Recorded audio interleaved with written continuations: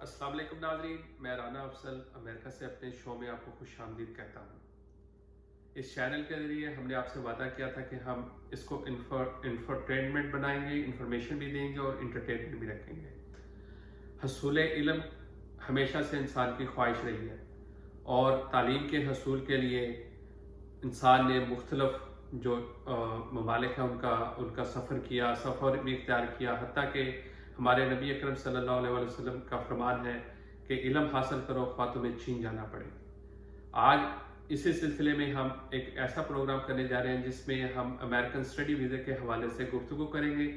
मेरे साथ नासिर साहब मौजूद हैं जो यहाँ एक मकामी यूनिवर्सिटी में स्टूडेंट हैं। हम इनसे जानने और समझने की कोशिश करेंगे कि अमेरिकन स्टडी वीज़ा हासिल करने के लिए जो फॉरेन स्टूडेंट हैं उन्हें क्या करना चाहिए और यहाँ आकर उन्हें जिन मुश्किलात या मामलात का सामना करना पड़ता है उनसे कैसे निपटा जा सकता है। अस्सलाम वालेकुम, क्या हाल है आपके? ठीक है, जी बेहतरीन। तो इस आपने ये सुन लिया तो हम ये समझने और जानने की कोशिश करेंगे कि जो इंटरनेशनल स्टूडेंट्स हैं, जो फॉरेन हैं, जो पढ़ने के लिए यहाँ आना चाहते हैं, उन्हें क्या करना चाहिए यहाँ पे? फर्स्ट ऑफ ऑल जो फर्स्ट स्टेप है वो क्या होना चाहिए? जो भी स्टूडेंट्स वहाँ साउथ एशिया में या एशिया जहाँ पे भी हैं यहाँ से बाहर, उनको सबसे पहले जितना ज़्यादा पढ़ाई कर सकें अपनी 9th 10th 11th 12th में फोकस करें स्टडीज़ पे। अपने ग्रेड्स हाई करें, ज़्यादा समझें, रीड करें, एक्सरसाइज करें, प्रैक्टिस करें ताकि वो उनकी बेसिक स्ट्रॉन्ग हो सकें। फिर 11th 12th ग्रेड में और ज़्यादा फोकस करें। 12th ग्रेड के एंड टूवर्ड्स एंड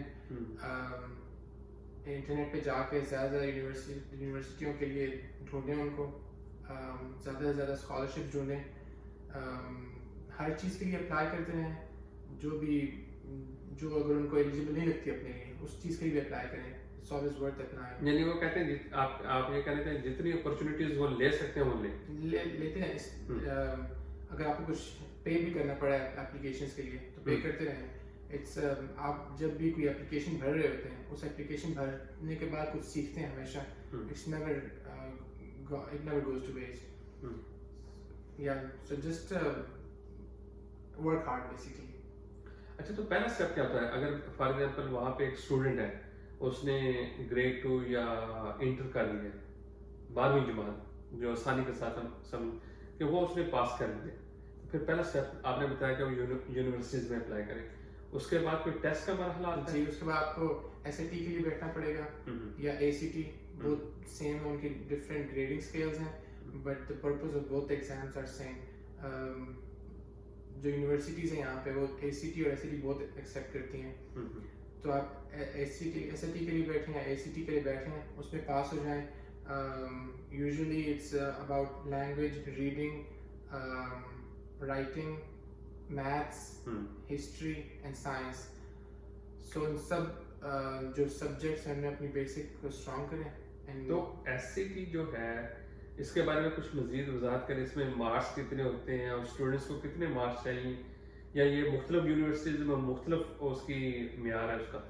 जो टॉप एलीट यूनिवर्सिटीज़ हैं, top 10 like Harvard and MIT, उनमें तो आपको लाइक टोटल ग्रेड्स होते हैं 1600 एसएटी में। तो उनमें आप 1500 से अबव लें तो आपका फॉर श्योर आप जा रहे हैं वहाँ पे विद स्कॉलरशिप।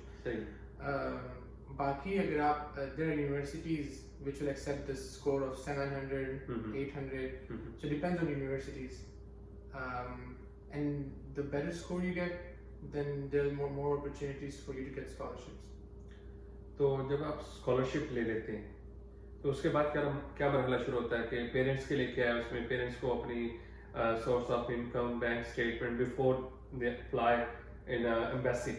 आपको जो I don't know remember the exact name of form, but जो फॉर्म होता है आपके पास उसमें पेरेंट्स की इनकम लिखी होती है। It has to be enough for you it has to be enough so that they can support you over here, because of course you're not working over here. Depends on colleges and universities. You are usually allowed to work only 20 hours a week, and usually your pay is very less, so you have to make sure, and the government makes sure that your parents are earning enough so that they can support you here. तो जब बंदा apply करता है, अगर कोई उसने scholarship ले ली है और उसके बाद वो वीज़ा के लिए अप्लाई करता है, तो एम्बेसी में उनकी उसे किस मराहल का सामना करना पड़ता है? एम्बेसी में डेफिनेटली इंटरव्यू होता है. हाँ, हाँ, I had few friends here from Bangladesh and Nepal हाँ. who got rejected the first few times, but they applied again and they अच्छा, got यानी successful. इसका मतलब ये हुआ कि अगर कोई बंदा एक मर्तबा अगर फेल हो जाता है, वो वीज़ा हासिल नहीं कर सकता, तो उसके बाद चांस होते हैं मज़ीद। जी, yeah, even if you pass the exam and you get admitted to university, but still for some reason you get rejected at the embassy for the अगर कोई एम्बेसी से रिजेक्ट हो जाए, तो फिर उसे दोबारा सेट का इम्तिहान देना पड़ता है, या वो नहीं उसको सिर्फ एक वीजा दफे दोबारा अप्लाई करना पड़ता है. वीज़ा दोबारा जी. अप्लाई करना पड़ता है? तो अगर कोई बंदा सेट में ही फेल हो जाए, तो उसके लिए क्या अपॉर्चुनिटी बचती है? सैट के लिए फेल हो जाए तो उसको डेफिनेटली स्कॉलरशिप्स वगैरह तो नहीं मिलेंगी. लेकिन सैट के अलावा सैट इनसाइड सैट के अंदर फॉर एग्जांपल आपके मैथ्स में स्कोर कम है या इंग्लिश में स्कोर कम है, सो देयर जो यूनिवर्सिटीज हैं वो आपको एडमिशन दे देंगी स्टिल, बट दे वो आपको फिर बोलेंगी कि आप दोबारा ये इंग्लिश के कोर्सेज दोबारा लें, ये मैथ्स के आपका स्कोर कम है तो मैथ्स के कोर्सेज दोबारा लें. वो मैथ्स के कोर्सेज जो होंगे वो 11th या 12th ग्रेड वाले होंगे, तो आप basically they try to help you out so that you can get better. तो उसमें कोई कम्युनिटी कॉलेज का भी बनता है कि आप अगर सेट में आप फेल हो गए हैं तो आप कम्युनिटी कॉलेज जाएं, एसोसिएट डिग्री लें, then you apply in the universities? Depends on what subjects are those. जरूरी नहीं है कि कम्युनिटी कॉलेज का आपको बोलें, आपको दोबारा किसी स्कूल में बोलेंगे जाके क्लासेस लें. अगर आपका कोई लैंग्वेज का इशू है तो आपको किसी स्कूल के लिए असाइन करेंगे या कम्युनिटी कॉलेज. सेट में सबसे जो डिफिकल्ट आप समझते हैं कि यार ये बहुत मुश्किल होता है ये सब्जेक्ट, वो कौन सा है? बेसिकली तो मुश्किल चीज वही है जिसके लिए जो आपको खुद आती नहीं है. तो I would assume the students from South Asia are stronger in maths than English. They like I personally found English harder when I first came here. So I would तो इंग्लिश यानी कि वो उन्हें ज्यादा टफ है. yeah. तो इसमें टॉफल भी कोई किरदार अदा करती है? टॉफल I had few friends here जिन्होंने IELTS का टेस्ट दिया था वहाँ पे, and I think it expires after 2 years. तो उनको इंग्लिश आती थी. IELTS basically shows if you can speak right and hear English properly. So उन्होंने 2 साल टेस्ट दे दिया, पास कर दिया, तो उनको दोबारा जरूरत थी IELTS दूसरी यूनिवर्सिटी में ट्रांसफर होने के लिए. सो दूसरी यूनिवर्सिटी को भी पता है कि ये that you can speak English but they require you to take IELTS again. So IELTS basically represents that you can survive here by knowing English. अच्छा नाज़रीन, इसमें मैं मज़ीद आप ऐड करता चलूँ कि जब आप अप्लाई करते हैं यहाँ की यूनिवर्सिटी स्कॉलरशिप के लिए, तो मुख्तलिफ यूनिवर्सिटी इस सिलसिले में मुख्तलिफ चार्जेस करते हैं आपको, जो $20 से शुरू होके $100 तक जाता है. तो ये वेरी करता है कि आप किस यूनिवर्सिटीज में अप्लाई करें. जी बस सही कह रहे हैं? जी, depends on the application fees, depends on universities. तो ये आपका पहला खर्चा होता है. उसके बाद आपने जब यहाँ पे एडमिशन लेना है तो उसमें भी यूनिवर्सिटीज की फीस जो होती हैं वो वेरी करती है. मुख्तलिफ यूनिवर्सिटीज मुख्तलिफ फीस होती है, जो मिनिमम जो $8,000 पर सेमेस्टर, $8,000 पर सेमेस्टर होती है. जी, depends on the scholarship. So for example if somebody is living in United States, अगर यहाँ पे लुजियाना में कोई रह रहा है और टेक्सास से आके कोई पढ़ता है यहाँ पे और वो टेक्सास का रेजिडेंट है, तो उनको एक्स्ट्रा नॉन रेजिडेंशियल फीस पे करनी पड़ेगी, जो ट्यूशन फीस से भी डबल होती है. सो द पर्पस ऑफ जब भी कोई अप्लाई करता है स्कॉलरशिप्स के लिए, तो basic scholarship that they trying to cut down is the residential one, जो काफी ज्यादा यहाँ पे जो इंटरनेशनल स्टूडेंट्स हैं नेपाल वगैरह से, वो सरवाइव भी इसीलिए कर सकते हैं क्योंकि उनकी रेजिडेंशियल फीस, उनको स्कॉलरशिप जो मिली होती है वो रेजिडेंशियल वाली कट हुई होती है बीच में से. It's like really a lot, almost double than the tuition fees. तो ट्रम्प एडमिनिस्ट्रेशन ने अभी जो चंद माह पहले एक फैसला किया था कि जो फॉरेन स्टूडेंट हैं वो वापस चले जाएं, तो उसके बारे में क्या मालूमात है? What happened was that, okay, in order to stay here, her international students को at least 12 credit hours देने पड़ते हैं in class, not online. So when all this COVID-19 thing happened, so all the classes went online. Then in order to stay here, like they were assuming कि अगर आप तो भी यहाँ पे like बांग्लादेश में, नेपाल में, पाकिस्तान में भी रह के क्लासें ले सकते हैं, तो it's better to go back to your country. But MIT and Harvard sue Trump administration, तो उन्होंने फिर लीगल मैटर्स आगे बढ़े ही नहीं थे, तो पहले उन्होंने चेंज कर दिया कि university should go hybrid classes, like students should come for exams to classes so that all the students can stay here and not go back.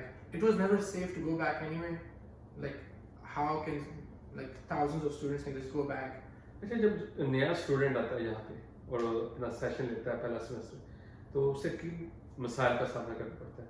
आपने कोई सिलसिले में The first thing is जो सबसे पहली चीज़ है वो है हाउसिंग। सो बहुत सारे स्टूडेंट्स जब वहाँ से पहले आते हैं तो वो बोलते हैं भाई हमें तो यहाँ पे जगह लेने की नहीं होगी, तो वो कॉलेज हाउसिंग, कॉलेज पे जो हाउसिंग होती है उसमें ले लेते हैं। Although college housing is really expensive, खाना और वहाँ पे रहना बहुत ज़्यादा एक्सपेंसिव है। So usually they come here, stay inside the college housing for a semester और 2, उसके बाद फिर वो अपना अपार्टमेंट बाहर ले लेते हैं। बाहर अपार्टमेंट लेना रियली चीप, लाइक इट्स बहुत सस्ता पड़ता है उनको, बैठ से खाना खुद बनाना सब कुछ बहुत सस्ता पड़ता है। एंड अलॉट जो यहाँ पे नेपाल से स्टूडेंट्स आते हैं उनको पहले से ही वो इतने लोगों को यहाँ जानते हैं कि वो पहले से अपना अपार्टमेंट बुक कर लेते हैं वहाँ से पहले, क्योंकि जो ट्रैवल एजेंट होते हैं उनको हेल्प करते हैं। सही। तो बेसिक थिंग इज अपार्टमेंट, और उसके बाद फाइनेंशियल, तो international students really struggle a lot. So तो यहाँ पे जो स्टूडेंट्स होते हैं वो काम कर सकते हैं? स्टूडेंट्स सिर्फ कॉलेज पे काम कर सकते हैं, कॉलेज के अंदर। And like McNeese State University in Lake Charles, you can only work 20 hours if you're international students. 20 hours in a week during school days. But if during summer break or during a break, any kind of break, you can work up to 40 hours. But it has to be inside the college. But the pay really isn't that great. But it helps you get the social security. अगर आप यहाँ college में job मिल जाती है आपको, उसके बाद आपको सोशल सिक्योरिटी इशू हो जाती है, लाइक सोशल सिक्योरिटी फिर आपको मिल सकती है बिकॉज आप वर्क कर रहे हैं यहाँ पे कॉलेज में। तो जो एजुकेशन लेवल है वो साउथ एशिया में, पाकिस्तान, इंडिया में, तो आप कितना डिफरेंस समझते हैं यहाँ पे? अब आप तो वहाँ भी पढ़ कर आए, यहाँ भी पढ़ रहे हैं। The high schools over there in Pakistan and Nepal and Bangladesh are much strict, and their education level, they try to keep you rigorous, really rigorous education. मगर हाई स्कूल यहाँ पे जो है वो इतने बहुत smooth, very easy. But towards college, it's almost same. Colleges are almost same. Although over here, like the study and courses are almost same. If you're doing mechanical engineering here and mechanical engineering there, it will almost be same. Like I would say 95%, because I have friends in Pakistan and over here who are doing the engineering with me. So it's almost the same. But there are more facilities here. It's easy to learn here. If it's easy, it's much easier. Like more opportunities here, more facilities, like libraries, much accessible, and many sources. And I have found teachers really helpful here as well. I really don't know about Pakistan over there, how teachers treat you in colleges, but they're always helpful. Anytime you ask them, they'll help you out. Yeah. शुक्रिया नासिर, आपने जो हमारे साथ ये गुफ्तगू की, इससे ज़रिए हम उम्मीद रखते हैं कि जो हमारे देखने और सुनने वालों को इससे बहुत सारी इन्फॉर्मेशन मिलेगी। नाज़रीन, ये इस सिलसिले की हमारी पहली वीडियो है। अगली वीडियो में हम इंशाल्लाह ताला अपने नए मेहमान के साथ डिस्कस करेंगे कि जो नेपाल, इंडिया, बांग्लादेश के लिए जो स्टूडेंट वीज़ा है वो किस कदर आसान है बनिस्बत पाकिस्तान के। तो पाकिस्तानी स्टूडेंट्स को वीज़ा हासिल करने के लिए क्या मुश्किलात का सामना करना पड़ता है और उनके लिए क्या आसानियां हो सकती हैं, इस सिलसिले में से हम आपको आगाह करेंगे इंशाल्लाह अगली वीडियो में। इसी के साथ हमें इजाज़त दीजिए। अल्लाह हाफिज़।